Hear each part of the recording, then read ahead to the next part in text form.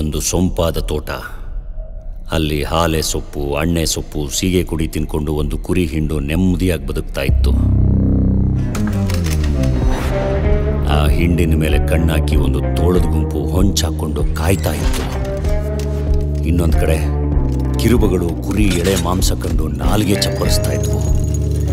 ಮತ್ತೊಂದು ಕಡೆ ಚಿರತೆ ಕುರಿ ಗೋಣು ಮುರಿಯೋದಕ್ಕೆ ಹಾತೊರಿತಾ ಇತ್ತು. ನನಗೆ ಸಿಂಹ ಪಾಲು ಬೇಕು ಅಂತ ಒಂದು ಸಿಂಹ ಸವಾಲಾಗ್ತು. ತೋಟದ ಬಾಗಿಲಲ್ಲಿ ನಿಂತ್ಕೊಂಡು ಒಂದು ಹೆಬ್ಬುಲಿ ಬೋರ್ಗುಡಕ್ಕೆ ಶುರು ಮಾಡ್ತು. ಹೀಗೆ ಶತ್ರುಗಳು ಹಲ್ಲು ಮಸಿತಾ ನಾ ಮುಂದು ತಾ ಮುಂದು ಅಂತ ತೋಟದ ಸುತ್ತಲೂ ಸುತ್ತಾಗ್ತಾ ಇದ್ವು.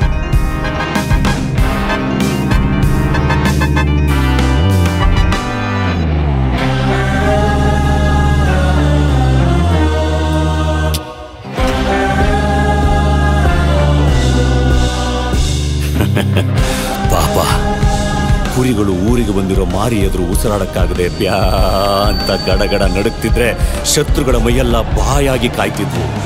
ಆದ್ರೆ ಅವಕ್ಕೇನ್ ಗೊತ್ತಿತ್ತು, ಪಾಪದ ಕುರಿಗಳನ್ನ ಕಾಯೋಕೆ, ಶತ್ರುಗಳಿಗೆ ಗೂಟ ಹೊಡಿಯೋಕೆ ಬಗನಿ ಮರದ ತರ ಒಬ್ಬ ಉದ್ದಕ್ಕೆ ಅಲ್ಲೇ ನಿಂತಿದ್ದಾನೆ ಅಂತ.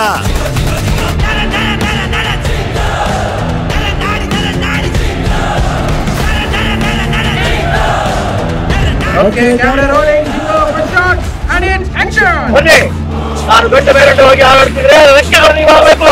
ನಾನು ಬೆಂಕಿಯಾಗಿ ಉರಿತಾ ಇದ್ರೆ ನೀವು ಆಗ್ಬೇಕು. ಮಾಡ್ಕೊಳ್ಳಿ.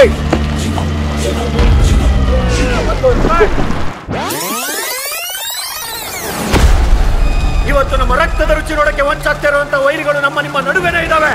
ಆದ್ರೆ ಅಂತ 100 ತೋಳುಗಳ ಹಿಂದೆ ಬರಲಿ, 1000 ಹೆಬ್ಬುಲಿಗಳ ದಂಡೆ ಬರಲಿ, ನನ್ನ ಎದೆಯೊಡ್ಡಿ ನಿಮ್ಮನ್ನ ಕಾಯ್ತೀನಿ.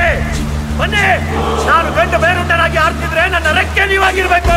ನಾನು ಬೆಂಕಿಯಾಗಿ ಉರಿತಾ ಇದ್ರೆ ಬೀಸು ಬಿರುಗಾಳಿ ನೀವಾಗಿರ್ಬೇಕು. ಬೇಕಿದ್ರೆ ನಿಮ್ಮನ್ನ ಕಾಯ್ತಾ ಇರೋ ಈ ಬಗಲಿ ಮರವನ್ನ ಬಗದು ಒನಕೆ ಮಾಡ್ಕೊಳ್ಳಿ. ಶಾಂತಿಯ ತೋಟದ ಹಣ್ಣಿಗೆ ಬೆಲೆ ಇಲ್ಲ. ನಾವು ಈಗ ಉತ್ತು ಬಿಚ್ಚಬೇಕಾಗಿರೋದು ಕ್ರಾಂತಿಯ ತೋಟ.